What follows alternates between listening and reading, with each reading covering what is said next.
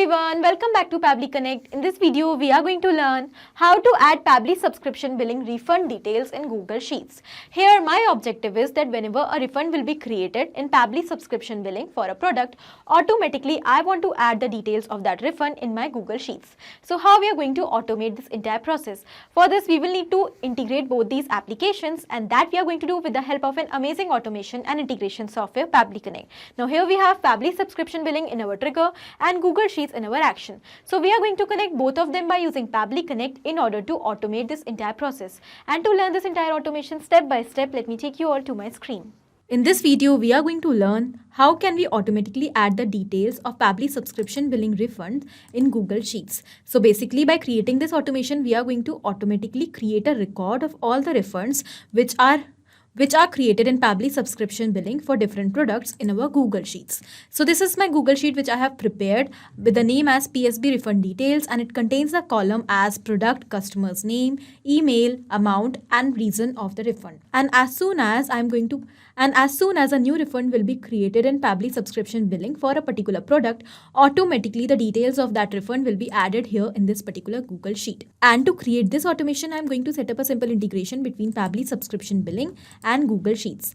And that I'm going to do without any coding or programming skills with the help of an amazing automation software, Pabbly Connect. So this is the home page of Pabbly Connect, where we can reach directly by typing pabbly.com/connect, this URL in our browser. Once we will reach on this home page, we can find two options here: sign in and sign up for free.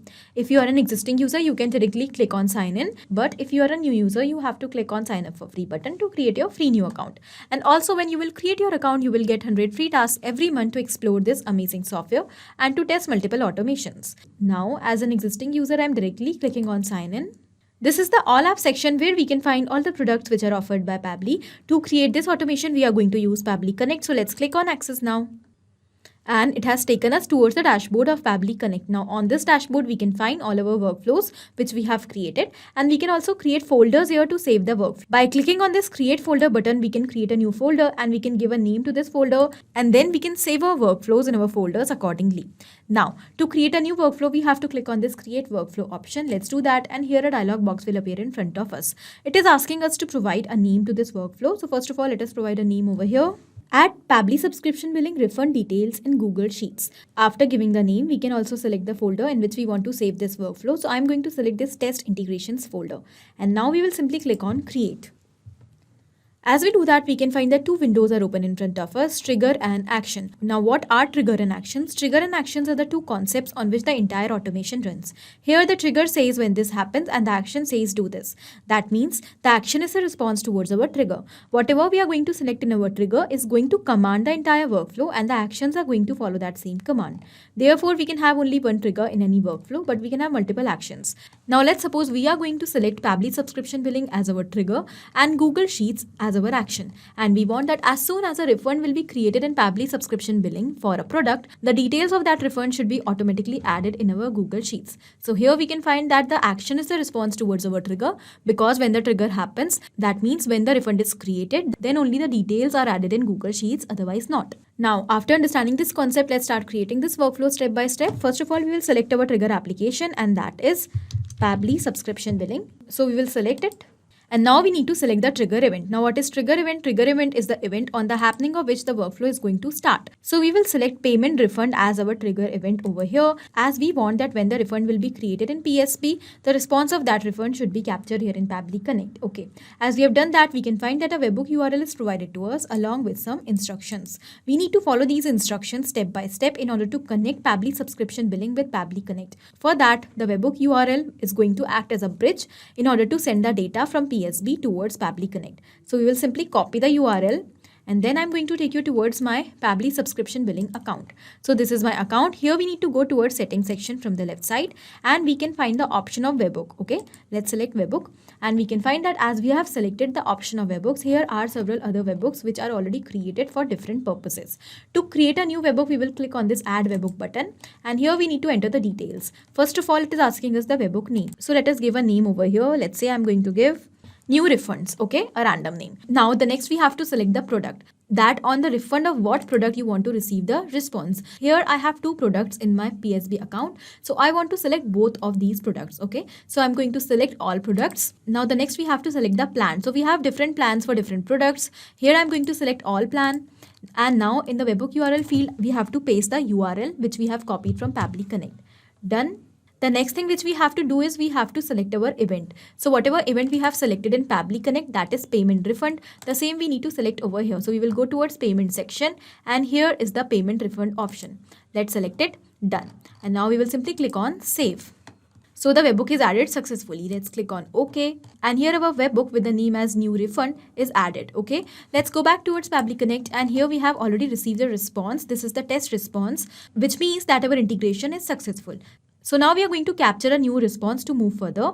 So we will click on this recapture webhook response, and here it is showing waiting for webhook response. That means now we have to do a test submission by creating a payment and then making the refund for that payment, so that the response of that refund could be captured here in Pabbly Connect. Okay. So before making the refund, first of all, we will have to make a payment. And for that, we are going to purchase a product from Pabbly Subscription Billing. So let's go towards product section. And here I have two products, round neck black t-shirt and boat storm call watch. Okay. So I am going to purchase this round neck black t-shirt. So this is the plan. We will click on this checkout page, and the checkout page is open in front of us. So now I'm going to make a test purchase of this product so that I could create a refund over here. So because I'm working in a test mode, therefore I'm going to make a test submission by entering test details of the customer. So let's say the name of the customer is demo and the last name is customer. Okay, demo customer. Here I'm going to enter a random email, demo70@pabblytudes.com, and now at last a random phone number. Okay, now the next is the billing address. So here I'm going to select the country first of all. Let's say India, and now the state.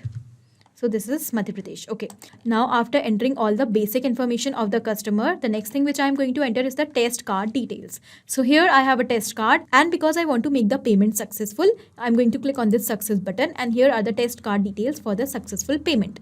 Let's click on complete order.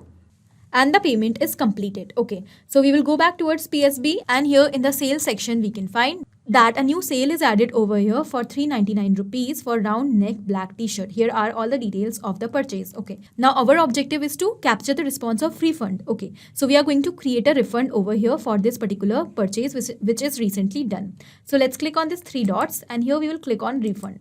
Now the refund amount page is open. So we are going to enter the details in this page. First of all, we have selected refund directly to the payment gateway. Okay. Now here the amount is already entered as 399. And now we need to enter the description, that is the reason for the refund, that why the customer is asking for the refund. Okay.